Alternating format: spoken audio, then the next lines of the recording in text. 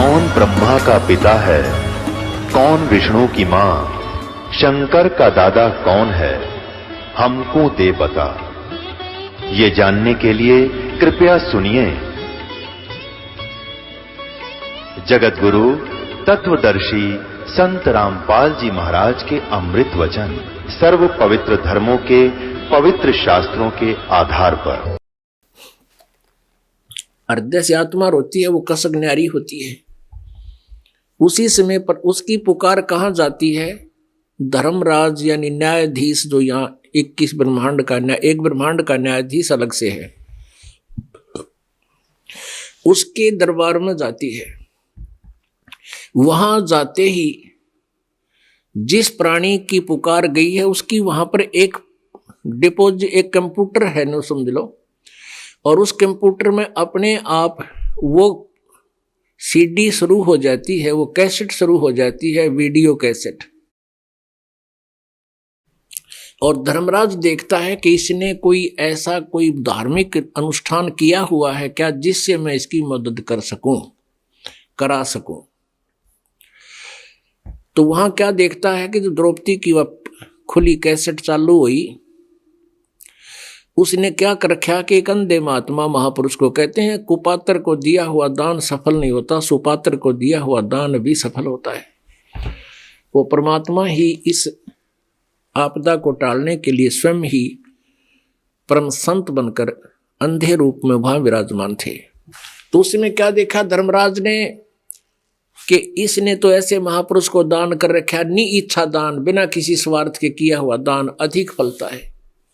एक तो हम करते हैं भगवान हमारा एक मकान बन जाए, एक पाठ बोल दूं, लाभ तो वो भी होगा, लेकिन वो उड़ा पैरेलल हो गया, बराबर हो गया। और एक नी इच्छा दान करे, पाठ करावे, अपना परम कर्तव्य जानकर, जैसे गीता जी अध्याय नंबर 3 के श्लोक नंबर 10 से लेकर 15 तक स्पष्ट किया हुआ है कि जो दान नहीं करते वो चोर होते हैं। परमात्मा के दिए हुए धन से वो 10वां अंश नहीं देते, दान नहीं करते, तो वो परमात्मा के चोर होते हैं, उनको कोई लाभ नहीं होता। वो तो अपना पेट भरने के लिए ही अन्न पकाते हैं। परमेश्वर जी भी कहते हैं 10वां अंश गुरु को दीजिए, जीवन जन्म सफल कर लीजिए। तो इस दृष्टिकोण से अब जो दिया हुआ दान है वो वहां पर विद्यमान है। तो धर्मराज ने देखा इस लड़की का तो ऐसा दान है कि इसके लिए तो इतना ढेर लगा दूं साड़ी का, इतना दान इतना दिया जा सकता है, पृथ्वी पर भी ना नौड़े, नहीं पृथ्वी के ऊपर भी, पूरी पृथ्वी पर ढांप ले चाहे, इतना दान इसने कर रखा है। उस थोड़े से किए हुए का इतना पुण्य इसको मिला है। तो उसी समय क्या होता है कि वहां से वो धर्मराज फिर वहां से ऑटोमेटिक सिस्टम है, वहां से फिर अपने आप एक वो दान का एक रिफ्लेक्शन आता है, एक रेंज आती है, पावर आती है, और जिसको वो गुरु रूप में मान बैठा है। जैसे श्री कृष्ण जी पांडवों के गुरु थे, द्रौपदी जी के भी गुरु थे। श्री कृष्ण तो अपनी पत्नी रुक्मिणी के साथ महल के अंदर बैठा और शतरंज खेल रहा था। शतरंज होती है एक, पहले खेला करते, उसमें गुटके दरा करें, 11 कच्चे 11 पौने पक्के 12 ऐसे वो पासे डाला करें ऐसे। तो उधर से वो रिफ्लेक्शन उस किए हुए पुण्य की वो पावर गॉड परमात्मा कबीर जी की रजा से वही करता सारे खेल करे करावे साइया मन में लहर उठा, उसकी लहर श्री कृष्ण में आकर टकराई और हाथ से पासे डाले नू, और पासे डाल के नो क्या करें, कच्चे 12 या पक्के 18 या 11 जैसे भी नो बोलिया करें। वो बोलिया को नहीं, क्योंकि वो परमात्मा की कृपा और पावर आई ऊपर से, और श्री कृष्ण ने ऐसे पासे डाले और हाथ ऐसे कर दिया, अनंत अनंत। अब रुक्मिणी उसके हाथ में पकड़ के सी मजाक करने लगी, नो बोली हार गया ना, ये अनंत क्यों कहा, नो बोल कच्चे 11 है पक्के 12। तब उसने कहा कि दुशासन ने द्रौपदी पकड़ी हमारी भक्ति सकल में सिखरी, और हमारी भक्ति पे छोड़ी होई तो हमारा नाम न लेवे कोई। वहाँ श्री कृष्ण तो पासा डारी, और वहाँ पहुंचे सूक्ष्म रूप मुरारी। श्री कृष्ण तो ला दिया काम खेल ले जाता हूँ, वहाँ कबीर परमेश्वर फिर वहां से एक बहाना कहते करे करावे साइया मन में लहर उठा, और दादू सिद्धर जीव का वो आप बगल हो जा।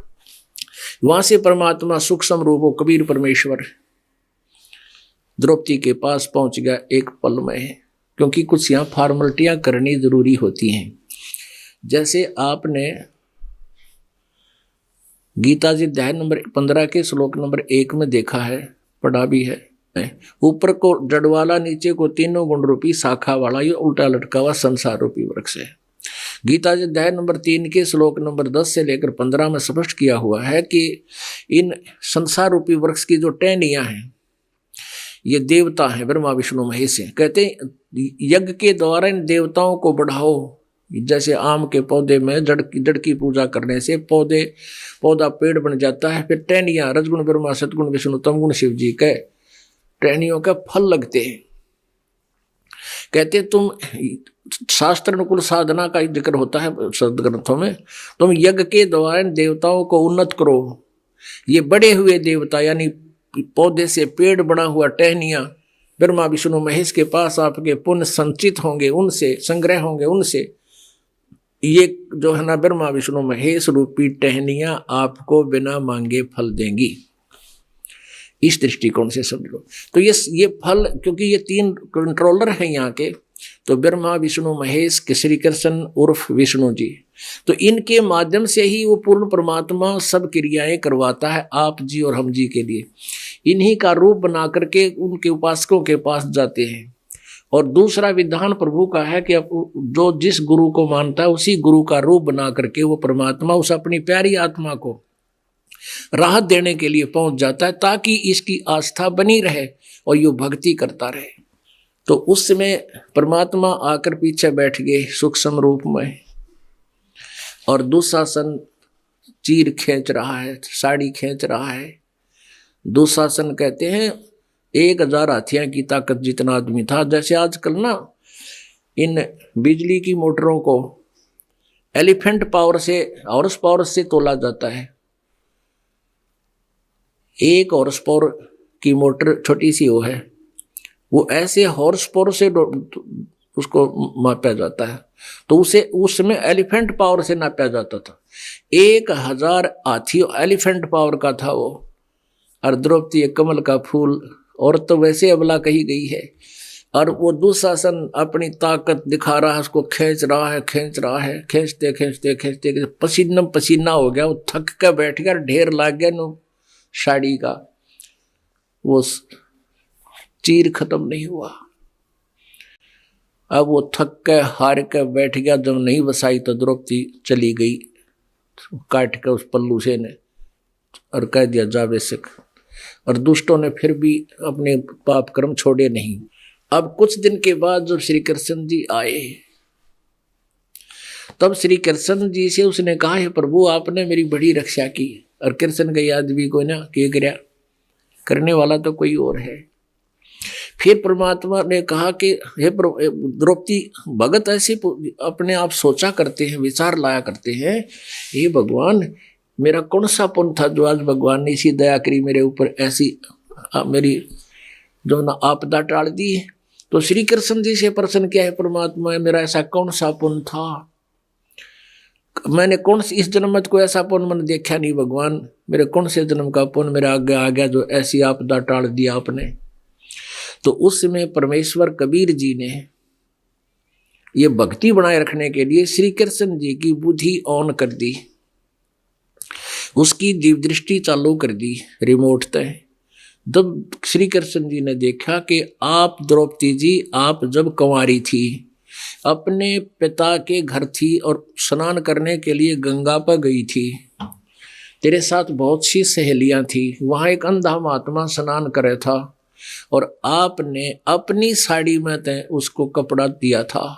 उस एक बिलात के कपड़े का, एक गठ कपड़े का दान उस महापुरुष को दिया हुआ आज तुझे इतना फल दे गया। अब द्रौपदी कहती है भगवान हे परमात्मा, वो ऐसे महापुरुष थे जिसको एक लीर दिया था। एक लीर माने एक कातर सी, एक छोटा सा टुकड़ा कपड़ साड़ी का। एक लीर के कारण मेरे हो गए चीर अपार, और जब मैं पहले जान लेती तो सब कुछ देती वार। उस परम पिता को, ऐसे महापुरुष को ना जाने कितना दान कितना कुछ कर देती, उसकी सेवा करती। मैंने नोबेरा होता ये से महापुरुष है। अपने आत्माओं, जब द्रौपदी जी साड़ी में से टुकड़ा दे रही थी, अब यहां ध्यान रखना है, विचार रखना आप जी ने, क्योंकि इन कथाओं से हमने अपने मार्ग को सुचारू रखना है। हम कभी कहीं फावल ना हो जावे, कोई गलती ना कर जावे। अब जैसे हमारा स्वभाव है बेईमाना करने का, लोभ लालच करने का, तो परमात्मा कहते हैं वैराग नाम है त्याग का 5-25 माह। जैसे द्रौपदी ने लालच करया, लोभ किया। क्या लोभ किया? क्योंकि राजा की लड़की के साथ सैकड़ों तो नौकरानी होती हैं, और वो अपनी साड़ी ना फाड़ कर देकर नौकरानी को भी कह सकती थी कि नौकरानी तू ये साड़ी की साड़ी डाल दे, इस महात्मा को दे दे, एक लीर पाड़ कर डाल दे, मैं तुझे नई साड़ी दूंगी। इसको पता था, नौकरानी को पता होता कि एक की बजाय 2 साड़ी देवेगी मुझे जाते ही राजा की लड़की। लेकिन द्रौपदी ने वो भी अवसर हाथ से जाने नहीं दिया कि मैं रोटी खाऊंगी तो मेरा पेट भरेगा, मैं दान करूंगी तो मुझे मिलेगा, और ये करेगी तो इसको मिलेगा। तो परमात्मा कहते हैं लोभ लालच करे तो भाई ऐसा करे, किसी को दुख देने का नहीं करे। अब दास आपको परमात्मा की महिमा सुनाते हैं, अमृतवाणी से सुनाते हैं, जो सूक्ष्म वेद में सच्चिदानंद घन ब्रह्म की वाणी में वर्णित है। द्रौपदी नान चली है गंगा, सेंस सहेली का सत्संगा। ग्रीब नगन अंधरे को दिए, द्रौपदी चीर उतार। कोट सेंसर हो गए दुशासन की बार। द्रौपदी गंग किया स्नाना, धूप दीप देखी ना जाना। अंधरे की कोपीन बहाई, ढूंढत बेर लगी रे भाई। ओगट घाट द्रौपदी मेला, देखा अंधरे का सब खेला। चीर फार कोपीन बनाई, द्रौपदी अंधरे आगे लाई। एक तो बही गंग की धारा, दूजी और करी जहां त्यारा। 5-7 कोपीन बहाई, द्रौपदी मुख से बोलत नाई। लकड़ी का जब दिया लपेटा, अंधरे से ती हो गया भेटा। चीर फार को पीताम्बर डारा, द्रौपदी चली नगर मंजारा। दुशासन योद्धा में मनता, 10 सहस्राब्दी बलवंता। 10,000 हाथियों का, ओहो 10,000 हाथियों की ताकत वाला था वो दुशासन। दुर्योधन राजा जहां बोले, द्रौपदी नगन करो पट ओले। द्रौपदी तू ही कर टेरी, राखो लाज मुरारी मेरी। विदुर कहे ये बंधु थारा, एक कुल एक परिवारा। विदुर के मुख पर लगा थपेड़ा, तू तो है पांडवों का चेहरा। तू तो है बांदी का जाया, तू तो है दासी का जाया। भीष्म द्रोण जहां कर्ण मुस्काया। दुशासन भर है गलबाही, द्रौपदी ध्यान धरा पदमाही। द्रौपदी तेरी ध्यान धर, प्रीतम पूर्ण ब्रह्म बनानी। मेरी लज्जा रखो परवानी, गजगरा के तारण हारे। बिल्ली के सुत अगन उबारे। प्रहलाद भगत किए परवाना, नरसिंह रूप धरे विधि नाना। पापी अदम को तारण हारे, मैं बांधी हूं 5 बरतारे। द्रौपदी टेर सुनी परवाना, द्रौपदी है कैलाश समाना। जैसे अडिग अडोलम खंबा, ध्यान धरा है पिंड होरंबा। रुक्मणी कर पकड़ा मुस्काई, अनंत कहा मोह को समझाई। दुशासन को द्रौपदी पकड़ी, मेरी भक्ति सकल में सिखरी। जय मेरी भक्त पे छोड़ी होई, तो हमरा नाम न ले वह कोई। अपने आत्माओं, अब वहां श्री कृष्ण नहीं बोल रहा था, श्री कृष्ण को परमात्मा अपनी पावर देकर अपनी यथार्थ बुलवा रहा था। जैसे गीता जी में काल से बुलवा दिया, परमात्मा कबीर परमेश्वर ने गीता जी अध्याय नंबर 11 के श्लोक नंबर 32 में कहा कि अहम काल अस्मि, मैं काल हूं। ये खुद नहीं बोल रहा था, परमात्मा बुलाओ थे, कान दे मेरे बच्चे, न्यू पहचानेंगे फिर इसको। और फिर न्यू कहे उसकी शरण में जाओ, उसकी कृपा से तू परम शांति को प्राप्त होगा, सतलोक चला जाएगा, मेरा तो जन्म मृत्यु। तो ये वो काल नहीं बोल रहा था, परमात्मा बुलाओ थे, फिर देखेंगे तुम्हें आने वाले समय में। तो ऐसे ही द्रौपदी श्री कृष्ण से परमात्मा बुला रहे थे। क्या कह रहे थे? हमरी भक्त पे छोड़ी होई, हमरा नाम ना लेवे कोई, हमरी भक्ति सकल में सिखरी। कहते हमारी भक्ति सकल में सिखरी, हमारी जो भक्ति है, परमात्मा बुलवा रहे थे कि मेरी जो भक्ति है सबसे टॉप मोस्ट है। दुशासन को द्रौपदी पकड़ी, मेरी भक्ति सकल में सिखरी, सिखरी माने सबसे टॉप मोस्ट है। और हमरा भक्त पे छोड़ी हुई, तो हमरा नाम न लेवे कोई। अब वह परमात्मा याद दिला रहे हैं हमें, हमारे लिए बुलवा रहे हैं कि जब मेरा भक्त की हार होगी तो मेरा नाम लेने वाला इस पृथ्वी पर कोई नहीं रहेगा।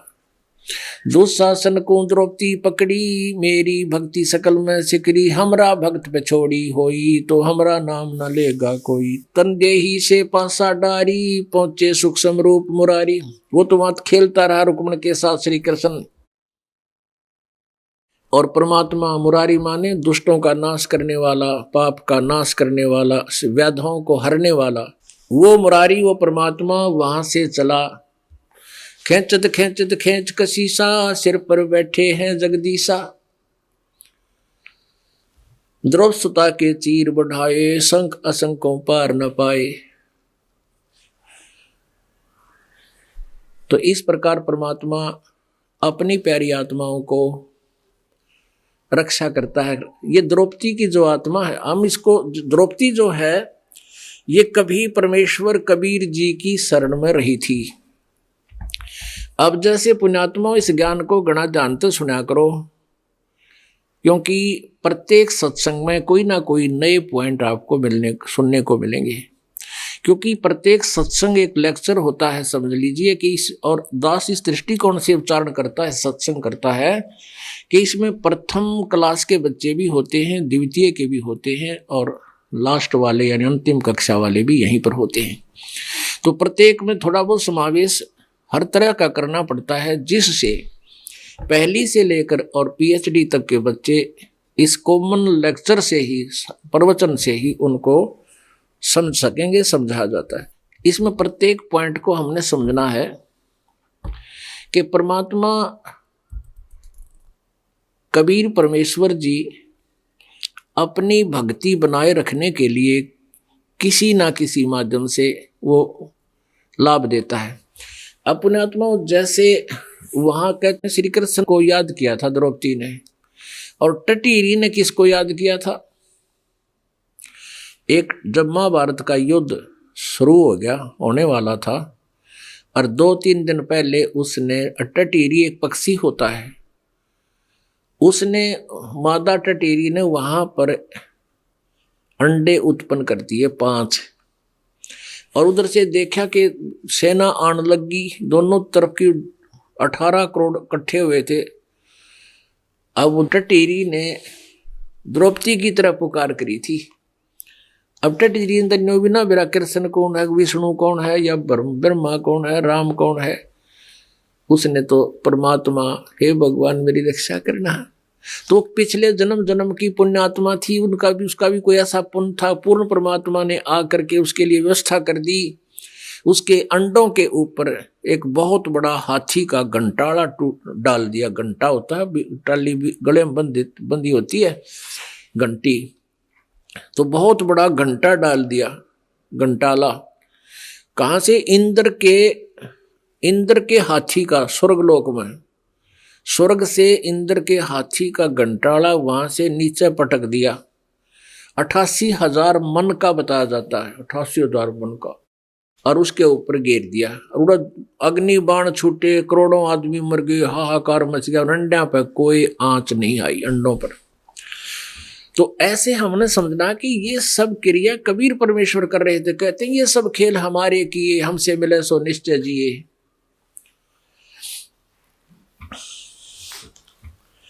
हम जो कथाएं भी सुना करते थे, पहले जो हम कथाएं सुना करते थे, महाभारत की कथाएं सुना करते थे, उनका भी निष्कर्ष अपने पास नहीं था।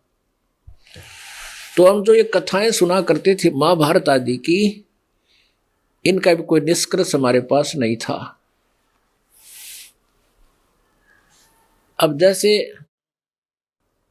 हम कथा सुना करते थे कि पांडवों को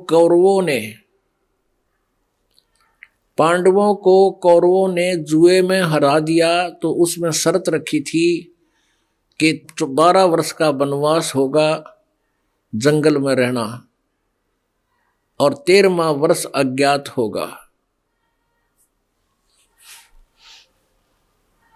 तो ऐसे जब वो वन में गए हुए थे, पुण्यात्माओं ये ध्यान रखना कि परमात्मा ये दास आपको कौन सी गुट्टी आज पिलाने जा रहा है, कौन सी औषधि दे रहा है, कि जो हम कथाएं सुना करते थे, हम परमात्मा कहते, कबीर गरीबदास जी कहते हैं कि जगत का पेखना पेख्या, धनी का नाम ना लेखा।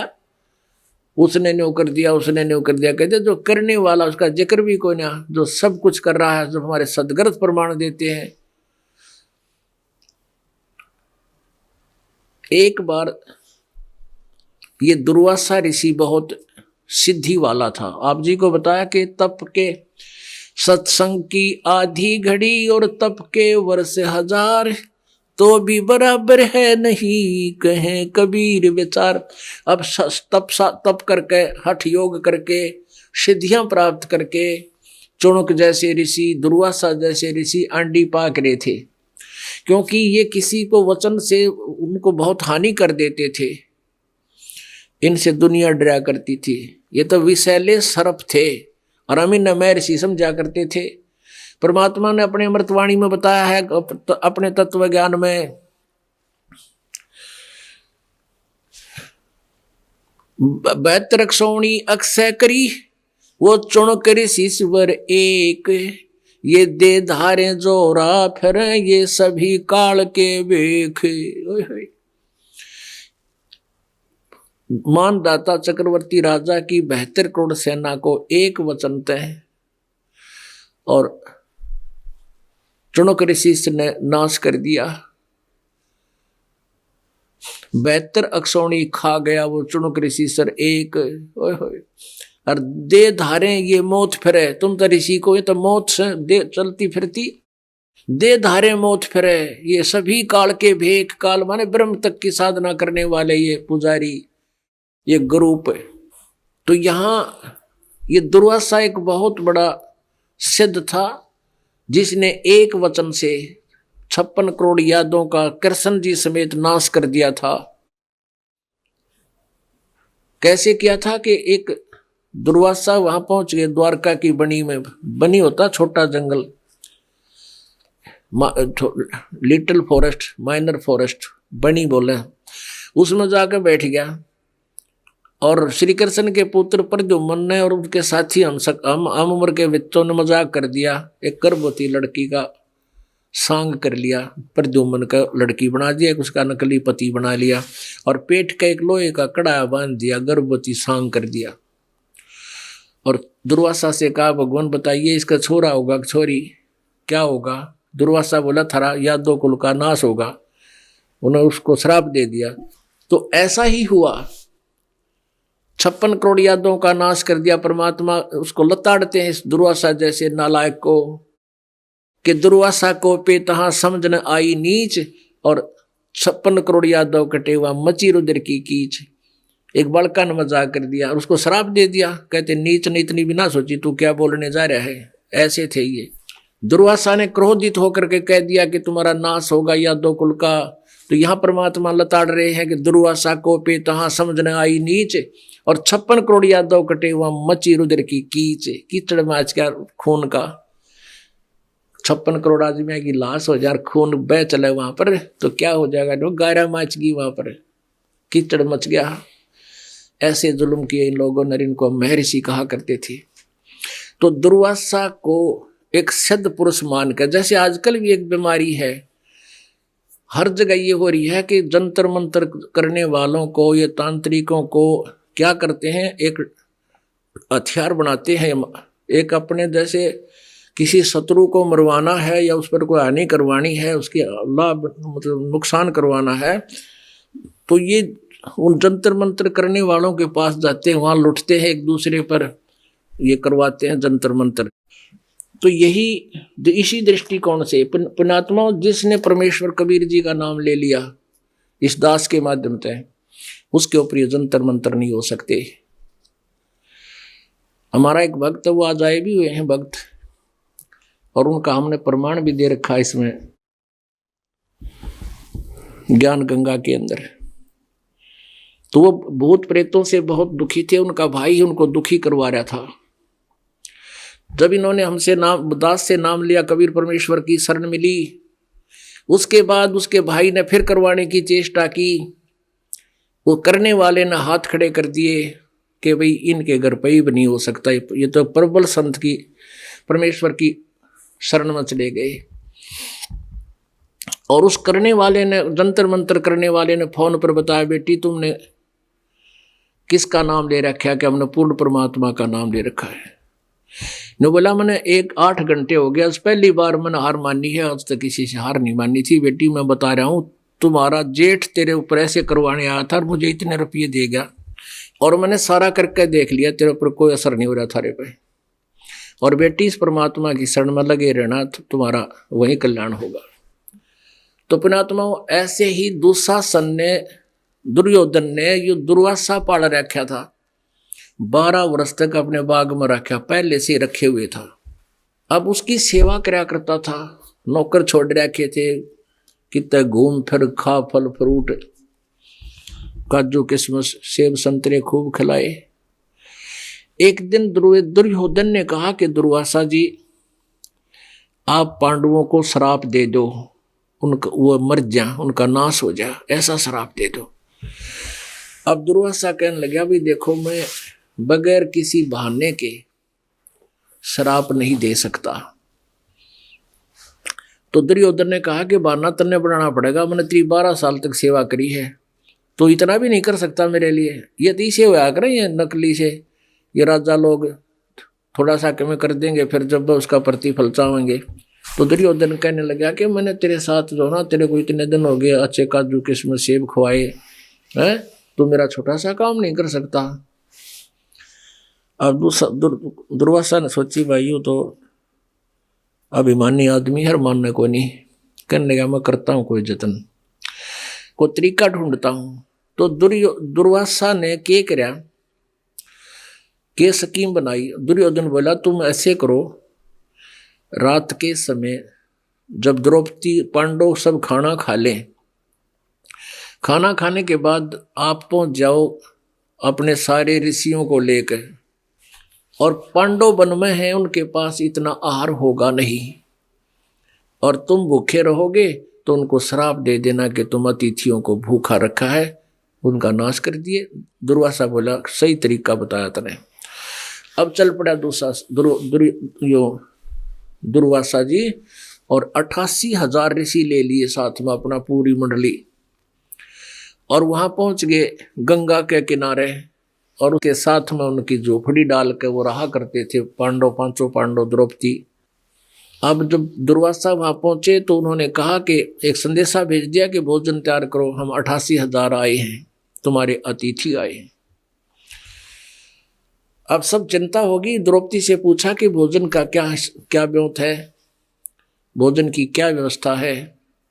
द्रौपदी बोली भोजन का नहीं, एक किण का भी को नहीं। तो द्रौपदी के पास एक ऐसी साधना से, उसने सूर्य से साधना करके, सूर्य देव की, इस सूरज की नहीं, सूर्य एक देवता है जो कश्यप ऋषि का पुत्र है, उस सूर्य की साधना की थी। और सूर्य ने एक ऐसा पात्र दे दिया था कि बेटी जब तक तू भोजन नहीं करेगी ना। एक बार भोजन बना के इसमें से 2 किलो डाल दिए और इस पात्र में से जब तक तय भोजन नहीं खा लेगी, चाहे तीनों लोगों के प्राणियों को खाना खिला दिए, खत्म नहीं होगा। दुर्वासा को भी पता था। दुर्वासा ऐसे समय पर गया जब द्रौपदी और सब खाना खा चुके थे। तो सब पांडवों ने बड़ी समस्या हुई और पता लग गया कि दुर्वासा श्राप देने के उद्देश्य से उसका दुर्योधन का भेजा हुआ आया है। सभी ने कहा द्रौपदी अब तू ही कर सकती है तो कुछ भगवान को याद कर, परमात्मा तेरी ही सुनता है, तेरी साड़ी भी बधा दी थी। उस दृष्टिकोण से वह द्रौपदी का पीछा पड़ गए। अपने आत्माओं ये जो पुण्य होते हैं पर कहते हैं सोशल छिद्र मैं करूं अपने जन के काज। अब उधर दुर्वासा ने के कंडीशन रखी, अब आपको सुनाता हूं। देख किसे दुष्ट थे ये ऋषि, हे भगवान क्या बोला। दुर्वासा ने कहा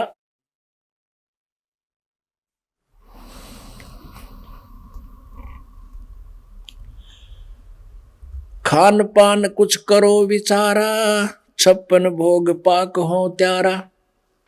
कैसी कंडीशन रखी कि आज तक आम बो, आज अंगूर बीजो और उनके आज फल लगे, आज गेहूं बो, आज ही उसके गेहूं के दाने हो, उन दानों का आटा बना के और हमें खिलाओ। ये जुल्म थे इन लोगों के, ऐसे थे ये। आज के बोए आम अंगूरा, कामधेनु का दूध कपूरा। आज के बोए हुए आम और अंगूर और स्वर्गलोक से कामधेनु का दूध, उसकी खीर बनाओ। आज धान बो, चावल धान बो और उनके चावल निकाल के और हमें खिलाओ। देख बकवा दिन की, हे भगवान। आज के बोए आम अंगूरा, कामधेनु का दूध कपूरा। यो भोजन आज के बोए धान मंगाओ, मानसरोवर का जल लाओ। मानसरोवर का तो जल हो, गंगा का भी नहीं, ऊपर तय। और आज के बोए धान मंगाओ, आज धान बोए, आज उनके फलावे और आज ही काट वो खीर बनाओ चावल निकाल के। आज के बोए धान मंगाओ, मानसरोवर का जल लाओ। आज के बोए आम अंगूरा, कामधेनु का दूध कपूरा। यो भोजन संजम विधि की जय, तब दुर्वासा देवारी जय। अनहोनी होनी सब होई, पार ब्रह्म है पूर्ण सोई। द्रौपदी कल्प करी मन माही, या गति अचरज पूर्ण साई। अब द्रौपदी क्या है, वो श्री कृष्ण को ही अपना भगवान गुरु मानती थी और गुरु जी से ही प्रार्थना की जाती है। अब वो परमात्मा स्वयं ही सारे खेल करता है, सभी लीलाएं अपनी भक्ति को बनाए रखने के लिए करता है। और वो भगवान पूर्ण परमात्मा श्री कृष्ण रूप बना के वहां पहुंच गए। और द्रौपदी ने और सब पांडवों ने देखा कि भगवान आगे श्री कृष्ण रूप में। तो उसी समय परमेश्वर ने आकर कहा, कबीर परमेश्वर ने श्री कृष्ण रूप में, कि अभी पहले मुझे कुछ आहार कराओ, जब मैं आहार करके ही तुम्हें लाभ दूंगा, क्योंकि तुम्हारा कोई पिछला पुण्य अब शेष नहीं है। द्रौपदी ने कहा कि भगवान कोई भी अन्न शेष नहीं रहा, मैं भोजन कर चुकी हूं भगवान, मैं भोजन ना करती तो आपको कष्ट नहीं देती। फिर भी कहा परमात्मा ने कि भी देख ले द्रौपदी, कोई भोजन का एक जरा सा किरका भी हो ना, वो भी देख ले। तो द्रौपदी ने जब देखा उस पात्र में एक साग का पत्ता लगा हुआ था, जैसे बथुए का पत्ता, घास फूस का साग बना रखा था, उस साग का पत्ता लगा हुआ था। परमेश्वर ने कहा कि इसमें पानी डाल दे और इसने अला के एक कटोरी में डाल दे। वो साग का पत्ता खा के ऊपर तो कटोरी का पानी पी के और आशीर्वाद दे दिया। कि तुम्हारे सारे ऋषि छक गए। और जब भीम जब बुला ला उनको, दुर्वासा से कह दे कि आ जाओ रोटी खा लो, भोजन पाओ, भोजन तैयार है। अब उधर से परमेश्वर जी ने भोग लगाया। उधर भोग लगाते ही भगवान के तो 88,000 ऋषि ऐसे छक गए जैसे खीर, खांड, पकवान, कचौड़ी, पकौड़ी और नुकती यहाँ तक भर गए। इतने जबरदस्त छक गए। जब भीम उनको बुलाने के लिए गया तो उनको हजम करने के लिए नो लुटने लग रहे सारे, पड़े पड़े नो मसले, एक्सरसाइज करें क्योंकि हजम हो जाए। जब भीम ने कहा कि चलो दुर्वासा जी भोजन तैयार हो गया, ने बोला भाई हम तो छक लिए। और भीम ने बता तुम्हारे घर पे कौन आए हैं, ऐसी किसने दया कर दी, अब भगवान कैसे राजी हो गए तुम पर। तो भीम ने कहा हमारे घर पर भगवान आए हैं, श्री कृष्ण आए हुए हैं। अब दुर्वासा ने क्योंकि भोजन खा लिया और छक लिए, कति एक टूक भी कहे ना, एक चम्मच खा ले खीर की उल्टी पड़ जाए, इतने तगड़े छक गए सारे के सारे। जब दुर्वासा ने कहा भगवान करे थारे दुश्मन मरियो, जय हो बंदी छोड़गी। अब उल्ट देन आया था शराब पर, ले दे दिया आशीर्वाद, और उनको शराब पांडवों पर लाग गया उल्टा। अब परमात्मा के हाथ में रिमोट है, कर ले के करेंगे ये।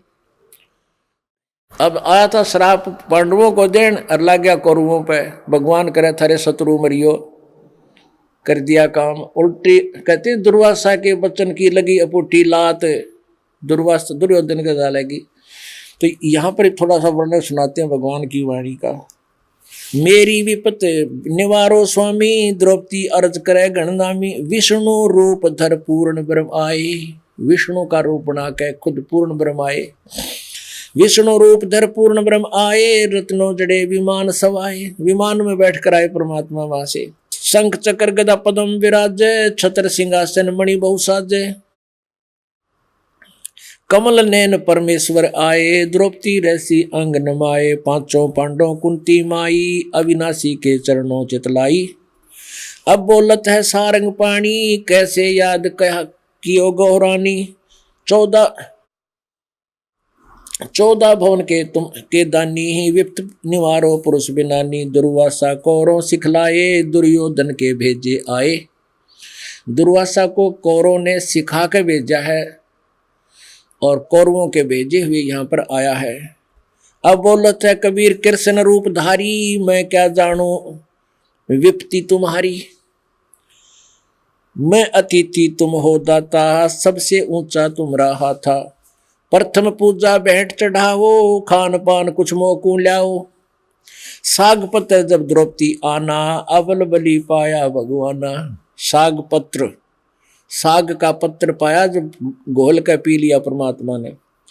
88 जद अडकारे, 56 भोग किए ऋषि सारे। भीमसेन लाओ दरहाला, 56 भोग करूं तत्काला। भीमसेन पहुंचे परवाना, ऋषि दुर्वासा करो पियाना। भीमसेन ने जाकर कहा कि ऋषि दुर्वासा जी आओ प्रस्थान करो, चलो मेरे साथ भोजन खाओ। भोजन भोग किए हैं जहां त्यारा, दुर्वासा जी मोजो नारा। दुर्वासा ऋषि बहे दयाला, भीमसेन तुमरे मोटे ताला। भीमसेन तुम रह कोई आया, जिन ये 56 भोग बनाया। तुमरे आए आप बिनानी, कहते तुम्हारे तो पूर्ण परमात्मा रे हैं, उसकी दृष्टि खोल दी भगवान ने। और तुमरे शत्रु जा छो मानी। दुर्वासा ऋषि दीन सरापा, कौरों लागे तीनों तापा। गरीब दुर्योधन के वंश को लगा पात पर बात, दुर्वासा के वचन की लगी अपूठी लात।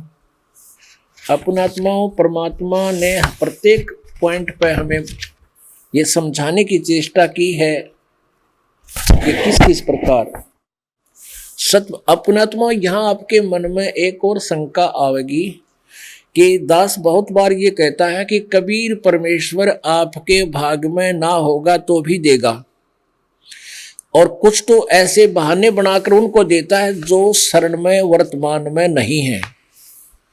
उनके लिए क्रियाएं भी करवाता है कि भविष्य में आने वाली कुछ आपदाएं ऐसे भी टले, और वो भी नहीं है तो भी अपने कोटे से भगवान उनकी मदद करता है जो परमेश्वर की शरण में विधिवत आ चुके हैं। तो द्रौपदी उस समय शरण में नहीं थी, वो पहले किसी जन्म की साथ पुण्यात्मा थी, उनके साथ साथ भगवान फिर रहे थे, पांडव भी उन्हीं की शरण में कभी रहे थे। फिर ये क्या होता है कि जैसे अब वर्तमान में आप जी, अब ये पीक टाइम आ गया, ये बिल्कुल गोल्डन चांस है आपका, एक स्वर्ण युग है भक्ति का।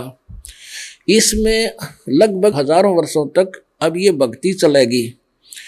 जो पाप आत्मा है नहीं मानेंगे, वो नष्ट हो जाएंगे, मरते जाएंगे, चले जाएंगे, वो तो अपने 84 लाख योनियों में। आगे क्या होगा कि आप जी के घरों में ऐसी संतान आवेंगी जिनके पुण्य कर्म बहुत ही अच्छे होंगे, और कुछ ऐसे प्राणी हैं जो पार हुए नहीं और उनको ये ज्ञान याद रह गया, वो काल के जाल में आए नहीं, और फिर जब यहाँ से चलते हैं जो पुकार करते हैं भगवान हमारी रक्षा करो, हे भगवान हम तो गलत जगह आ गए, हमसे गलती बन गई, तो उनको परमात्मा सटोक रूप में रख लेता है अपने। यहाँ एक मिनी सतलोक है, एक राजदूत भवन कहते हैं ऐसे, तो वहाँ रख लेता है बीज रूप में सबको। और अब उन पुण्यात्माओं को फिर इस कलयुग के इस पीक टाइम में, इस स्वर्ण युग में अब जन्म देगा। पहले आप जी को तैयार कर रहे हैं उनके आने योग्य, आपके खेत तैयार कर रहे हैं उस बीज को बोने के लिए। तो वो जो आएंगी वहां से सटोक जो परमात्मा का पहले का या कुछ यहाँ पर आए हुए हैं, जन्म लिए हुए हैं, तो ये सभी फिर आगे फैलेंगे पृथ्वी पर, और पूरी पृथ्वी पर एक सतयुग जैसा फिर पुनः माहौल होगा। आग लग रही है आजकल, माया माया सारे दिन देख ले, किसी ने किसी ऑफिस में जाकर देख ले, किसी दुकान पर देख ले, किसी कोर्ट कचहरी में देख ले, बस सारा दिन माया की दौड़ लग रही है। और भाई ने भाई देख कर राजी नहीं, बहन भाई का प्यार रहा नहीं, पिता पुत्र का प्रेम नहीं रहा, माया के फिर कोई शराब पीता है, कोई कुछ करता है, कोई बकवाद करता है, सिनेमा देखते। आज मनुष्य का जीवन नहीं रहा मनुष्य वाला। इस ज्ञान से और परमात्मा के समाधान से जीव को इसे सुख देगा मालिक सोच भी नहीं सकते। जो पहले हम सुना करते, द्रौपदी का चीर बढ़ा दिया, पुण्यात्मा समय को नहीं तो 2 घंटे सत्संग और करूं जब ये सारा लिंक लगे, लेकिन समय आने पर फिर बताएंगे। तो इस प्रकार वो परमात्मा अपनी प्यारी आत्माओं को, अब जैसे क्या होता है कि जैसे ही बाप जी पार हो गए वो होगे, और नहीं होए ना वो फिर सटोक, या तो सटोक रूप में रख दिए जाएंगे या फिर काल के हाथ चढ़ जाएंगे। उनमें से ब्रह्मा विष्णु महेश बना होगा, उन्हीं में से मनु जैसे महाराज बना होगा। वो पहले वाले मनु तो 84 लाख योनियों में पहुंच गए हैं, और उन्हीं में से व्यास बना होगा, उन्हीं में से ये और पाराशर, ये पूरे पात्र तैयार कर रखे उसने। तो वो धक्के खाते आंडेंगे, अपने पुण्य का नाश कर लेंगे और फिर वो बर्बाद हो जाएंगे। और उन्हीं में से कुछ पुण्यात्मा ऐसी है मालिक फिर उनको दोबारा कलम चढ़ा होगा, जैसे द्रौपदी को ऐसे आकर के रक्षा की, फिर धीरे धीरे अब उनका मनुष्य जन्म होगा। अभी तक तो नरक में पड़े हुए ये 5 पांडव, ये द्रौपदी वगैरह, तो वो शरण छोड़ करके ऐसे चले गए। फिर भी कहते हैं बेटा बाप से विमुख होई, पूत पिता से विमुख होई, तो भी पिता जान मल धोई। अगर पुत्र पिता से विमुख हो जाता है, यानी पहले विशेषकर पुत्र ही जो है बकवाद करा करते, बेटियां नहीं, ऐसा जैसे आजकल हो जाता गड़बड़ी, तो पुत्र ही पिता से विमुख हो जाता, दारू घुट्टी पीने लग जाता, बदमाशा दौरा बैठने लग जाता, तो पिताजी फिर भी वो कभी भी आकर के माँ पिता के शरण में गिर जाता है, जो गलतियां कर रहा होता है, तो पिताजी उसके सारे दोष माफ कर देता है। तो ऐसे ये परमात्मा इतना कुछ गलती किए हुए हमको फिर भी आकर के संभाल लेता है, कलम चढ़ाता है। तो ऐसे द्रौपदी और अन्य टटेरी आदि जितनी पुण्यात्माएं थी, वो पूर्ण परमात्मा ही उनकी समय समय पर मदद करता है। तो अब हमारे इन नकली संतों ने, ऋषियों ने क्या कर रखा है कि ये सब कहने की बातें हैं, साड़ी नहीं बजा करती। साड़ी चीर कौन बढ़ा सकता है? ऐसे नहीं हो सकता। क्यों? इनका होता है कोई ना, इनके पास साधना है ही नहीं वो। और दास की एक लोहे की जाली जो इन खिड़कियों झांकियों पर लगाते हैं ना, खिड़कियों पर मच्छर प्रोटेक्शन की, मच्छर से बचाव के लिए, वह जाली बढ़ा दी लो की मालिक ने, कबीर परमात्मा ने। अब लंबा समय है, इतना समय नहीं पूरी विस्तार बताने का। तो उस दिन के बाद इस दास के हृदय में ये जीवन बदल गया कि भगवान सब कुछ कर सकता है। तो अब भगवान की साधना वो रही नहीं जो जिससे परमात्मा करता। कहते सतगुर के दरबार में कमी काहे की ना, अनसा मौजनी पावता तेरी चूक चाकरी माँ। वही भगवान जो लाखों वर्ष पहले से हम सुनते आ रहे हैं, वहां से करते थे, ध्रुव के साथ ऐसा किया, प्रहलाद की रक्षा की, मीराबाई की। आज भी वही भगवान है, ऐसे ही रक्षा किया करता है वो परमात्मा कबीर परमेश्वर है। तो हम अभी तक साधना ठीक ना करते थे।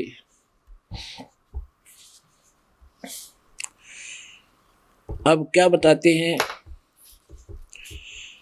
पृथ्वी की प्रदक्षिणा देवा तो इस मन का लखै न बेवा, स्वर्गादि में बैठे जाई 14 भवन पलक फिर आई। अन्य साधना करके सिद्धियां प्राप्त करके कहते हैं जो पूरी पृथ्वी की एक तो तुम मंदिर की प्रदक्षिणा करते हो, कहते सारी पृथ्वी के पत्थरों के चारों तरफ घूम आओ पहाड़ों के, और स्वर्ग में जाकर सिद्धि से जा बैठे और 14 भवन एक पल में घूम आवे सिद्धि से। सो तो मन के हाथ बिकाना, बहुर भये हैं शुक्र सवाना। ये दुर्वासा जैसे कहते हैं वो भी इस काल के हाथों बिके हुए हैं, और फिर वो शुक्र गधे और कुत्ते की योनियों में जाते हैं ऐसे ऋषि में ऋषि। कोट कोट तीर्थ जगदाना, नहीं नहीं रे हरि नाम समाना। अब कोट कोट तीर्थ यज्ञ और दान, शास्त्र कहते हैं केवल यज्ञ करने से, यानी दान आदि यज्ञ करने मात्र से, हवन आदि करने से जीव छुटकारा नहीं होता। उसके ये तो ग्लूकोस है, और परमात्मा का नाम जो है वो टेबलेट है, वो कैप्सूल है, वो इंजेक्शन रोग काटने के। वो क्या बताते हैं, कोट कोट तीर्थ जगदाना, नहीं नहीं रे हरि नाम समाना। तीर्थ जग जुग जुग करो, पावत ना जगदीश। काशी क्रोत लेत हैं, जा कटावे शीश। तीर्थ व्रत और जोग जुगादम, नाम बिना सब कोड संवादम। कहते हैं तीर्थ व्रत और जो तुम यज्ञ करते हो, योग करते हो, ये सब कूड़ संवादम, ये झूठा संवाद, वाद विवाद, झूठा ज्ञान है। और कर्म कांड से पावे राजम, जन्म पूर्व ले बिगड़े काजम। कर्म कांड तपस्या आदि करने से कहते हैं राज प्राप्त होता है, तुमने तो अपने कर्म फोड़ दिए। तप से राज, राज से तेजम, पाठ पटम्बर भोग से जम। तप से राज, राज मदमानम, जन्म तीसरे शुक्र समानम। कर्म कांड सुरगापुर वासा, फिर घोर कुंड में नरक निवासा। गज तुरंग पाल की अर्था, नाम बिना सब दानम व्यर्था। यदि सतनाम नहीं है, पूरे संत नहीं है, दान तुम करते हो वो भी व्यर्थ है। अब पुण्यात्मा, अब ये ऐसा प्रसंग है कि इसको अगर विस्तार करना चाहें तो 2 दिन और लगे लगातार, लेकिन हम शॉर्ट में थोड़ा सा आपको समझाएंगे। आने वाले समय में इसका रह रहकर आपको ज्ञान देते रहेंगे।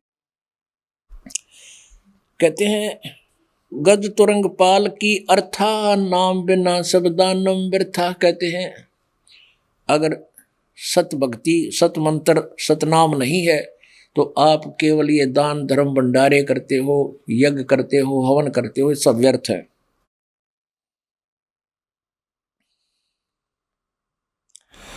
तन मन धन संकल्प कर दे ही, सो साधु है बख्शने ही। संकल्प किया संख गुण होई, संख अखंड बीज है सोई।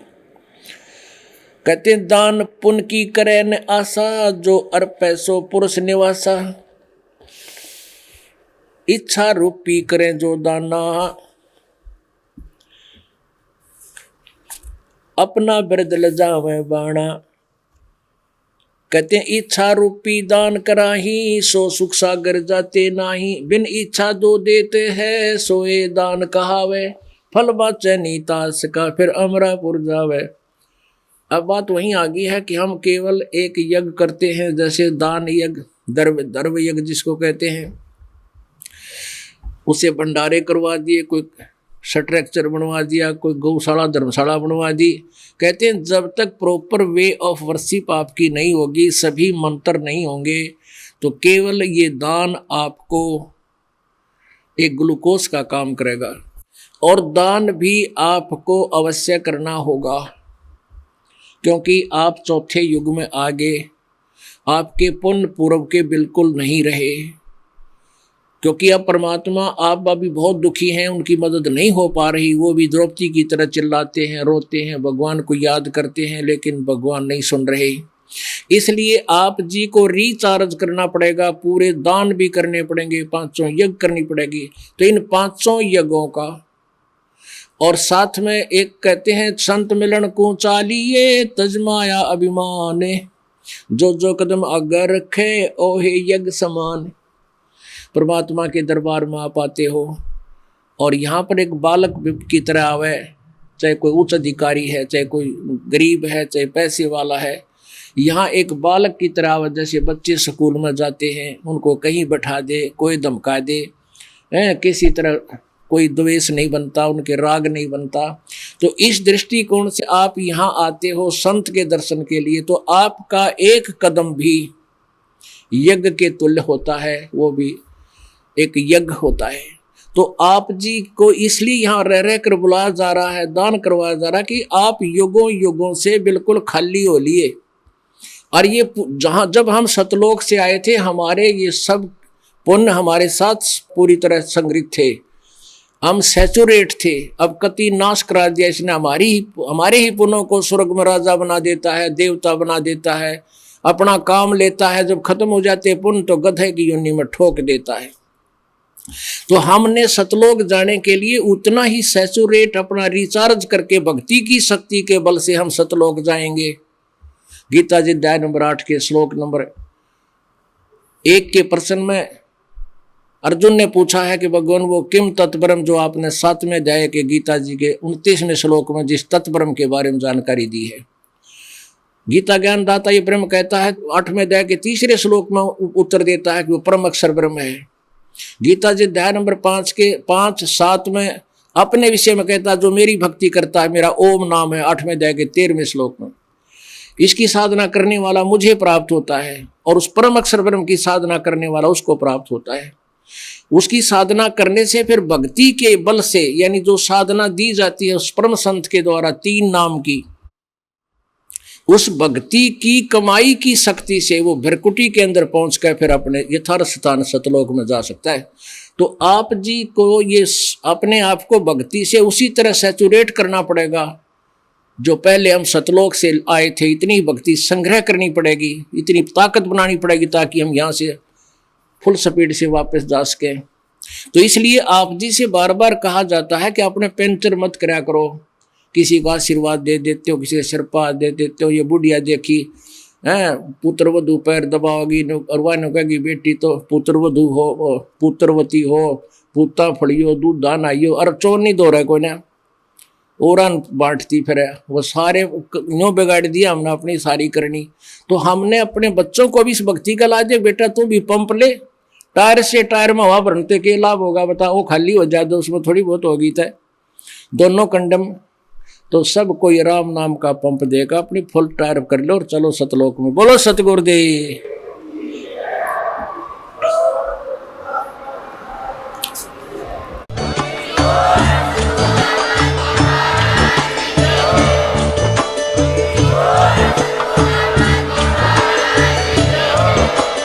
आप सुन रहे थे जगत गुरु तत्वदर्शी संत रामपाल जी महाराज जी के मंगल प्रवचन। अधिक जानकारी के लिए विजिट कीजिए हमारी वेबसाइट www.jagatgururampalji.org। संत रामपाल जी महाराज जी के शुभ आशीर्वाद से पूरे विश्व भर में 500 से भी ज्यादा नाम दीक्षा केंद्र हैं, जिन पर संत रामपाल जी महाराज जी द्वारा ऑनलाइन निशुल्क नाम दीक्षा दी जा रही है। अपने नजदीकी नाम दीक्षा केंद्र का पता करने के लिए संपर्क करें 8222880541।